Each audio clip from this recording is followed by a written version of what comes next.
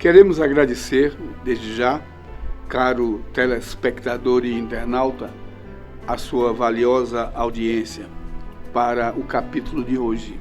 O brilho falso da opulência dos shopping centers, prédios elegantes e dos carros luxuosos que ocupam grandes espaços nas cidades já não consegue esconder a barbárie da violência urbana que afronta da periferia aos bairros ricos da cidade. Nos bairros pobres, das cidades pobres, dos países pobres, que correspondem à grande maioria mundo afora, e que agora estão presentes até mesmo nos países ditos ricos, graça o mais eloquente testemunho da falência de um sistema que agoniza. Se o leitor deixar de olhar o noticiário televisivo, que mais parece um antigo disco de vinil arranhado, a repetir o binômio violência urbana, denúncia de corrupção, com nomes espirituosos dados pela Polícia Federal para suas ações, atingindo empresários, doleiros, políticos de todos os partidos que conviveram com o poder. E se abrir a janela da sua casa, verá um número cada vez maior de habitações com apetrecho de segurança contra a violência urbana. Tornou-se um grande negócio. Viver na cidade e até na área rural se tornou um exercício de medo. Quando a grande imprensa enfoca as finanças públicas, o que nos apresenta é um suceder de medidas que apavoram. Quando não é a compra de votos de parlamentares para a manutenção no poder dos impopulares gestores públicos, são anúncios de medidas de austeridade que implicam mais sacrifícios para o contribuinte, o qual não recebe a contrapartida em serviços públicos que deveriam corresponder ao pesado ônus do pagamento dos impostos embutidos nas mercadorias e tantas outras formas de cobranças fiscais tributárias. Destarte, no esforço de superação deste quadro, passemos a analisar alguns dos mecanismos de opressão engendrados pelos moinhos satânicos do capitalismo. Sobre a questão da imposição da austeridade fiscal, para que o Estado se mantenha dentro da receita e da despesa compatíveis. O capitalismo engendra um processo de endividamento privado e estatal insuportável, que já está a atingir um estágio de insolvabilidade que tende a travar o sistema bancário mundial no futuro próximo. A dívida privada hoje, contraída para fazer face à mecanização crescente da produção de mercadorias, que dispensa os custos do trabalho abstratos, assalariado, atinge níveis incompatíveis com a realização de lucros mercantis que remunere os juros do capital e aponta para um calote gigantesco. O Estado está cada vez mais endividado e está a pagar juros que sacrifica a Bolsa Popular, que paga impostos e não vê a contrapartida desse custo e vê o Estado emitindo títulos sem valor, causando inflação. O discurso sobre a austeridade fiscal imposta ao povo pelo Estado, que dela exclui partidos políticos privilegiados, é aceito por muitos em nome do surrado argumento de que seria necessária para evitar um mal maior, a falência do Estado e da própria economia, como se ambos fossem indispensáveis à vida social e como se não houvesse a possibilidade de se viver sem eles. um conceito que, ao longo dos ensinamentos deste canal, vamos tentar desmistificar. É que a lógica mercantil conseguiu incutir subliminarmente nas mentes das pessoas que a incolumidade das contas públicas é fator preponderante da normalidade da vida social, sem a qual, pretensamente, todos nós sofreríamos as mais danosas consequências. Assim, nos obrigam a pensar e agir como se a vida humana no planeta somente pudesse existir sob a lógica do sistema produtor de mercadorias e a funcionalidade dos respectivos instrumentos de regulação política e institucional, o mais importante de todos sendo a cobrança de impostos, que mantém a coerção estatal, capitalista, mando militar e controle monetário, sem que se possa pensar fora da caixa. Ou seja, como se fosse proibido sequer cogitarmos a hipótese de uma vida social fora da manutenção do capital e seu estado. Como se não tivéssemos direito de optar por um modo de mediação social diferenciado, capaz de promover o bem-estar social de todos.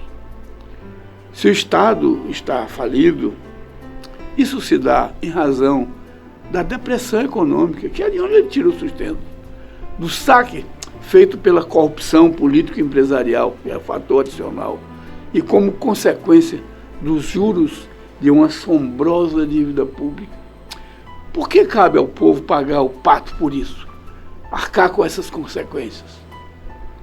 É evidente que chegamos à linha final das finanças públicas e isto ocorre no mundo todo, como resultado do elevado custeio das demandas sociais, de sua incumbência, da manutenção da máquina administrativa cara e da infraestrutura auxiliar da produção de mercadorias, em contraponto à arrecadação de impostos advindos da chamada economia real em depressão, a qual decorre das contradições internas da dinâmica de reprodução do próprio capital nos níveis exigidos, pois falta o sangue representado pelo valor, dinheiro e mercadorias no organismo social capitalista e se prenuncia o seu colapso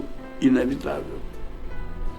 O discurso do mercado e da lógica capitalista tenta demonstrar a obrigatoriedade da aceitação da austeridade nas contas públicas como um mal menor.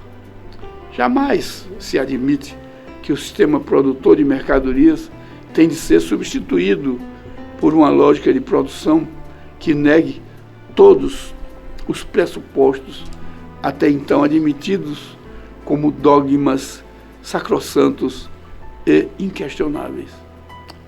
Isso é possível?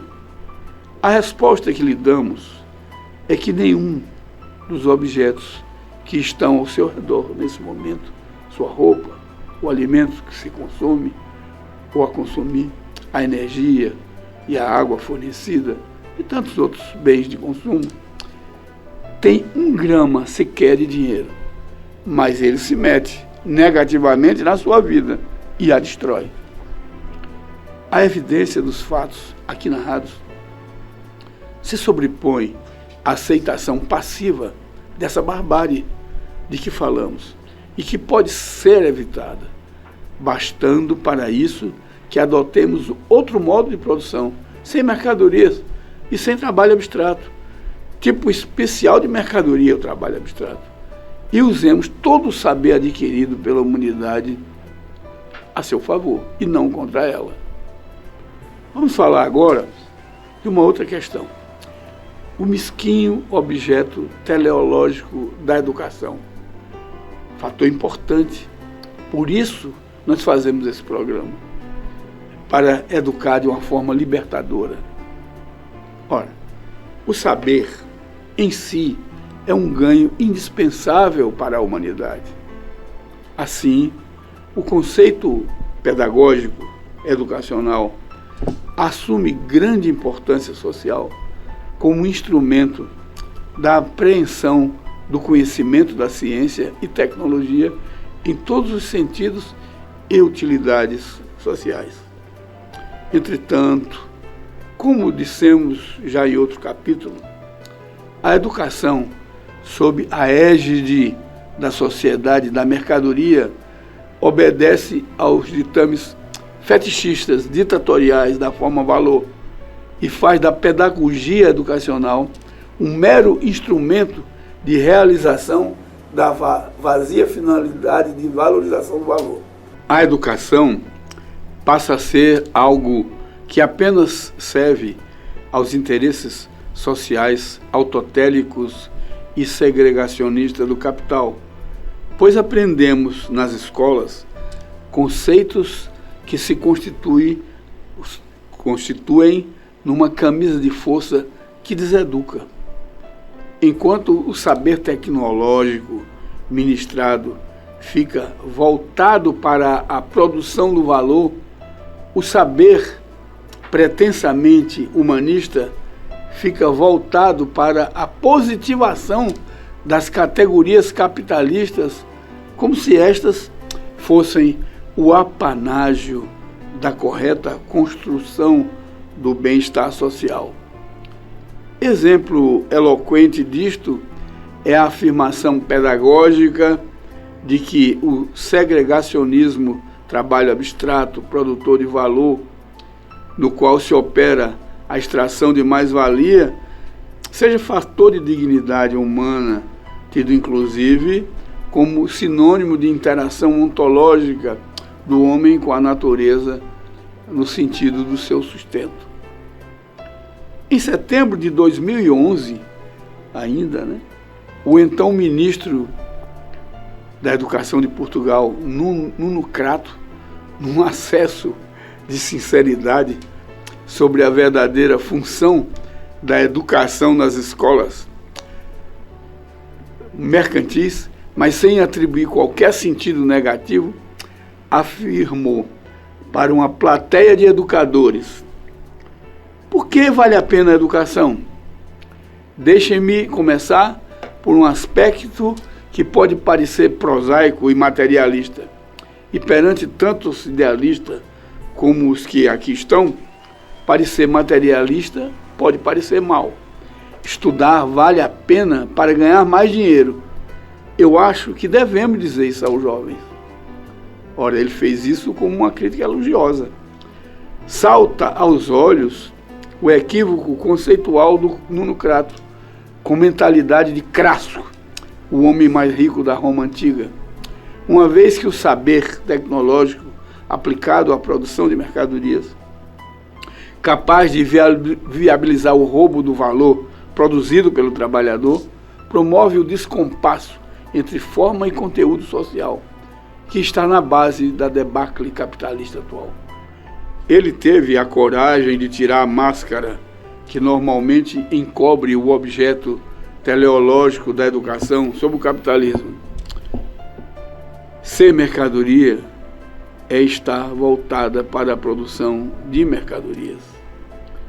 Portanto, sob o capital, a educação não passa de um instrumento do fetichismo da mercadoria, submetendo-se ao caráter onívoro desta e distorcendo o verdadeiro caráter socialmente benéfico de apreensão e ensinamento educacional. São muitos os moinhos satânicos que preservam o capital, apesar da sua decomposição orgânica hoje sentida. É que a cegueira dominante na sociedade deriva da sua inconsciência sobre si mesma, em grande parte promovida pelo conteúdo do currículo educacional positivador do capital. Este e outros fatores, igualmente fetichistas, invertem os valores sociais, atribuindo sentido positivo ao que é intrinsecamente negativo. Até o próximo capítulo.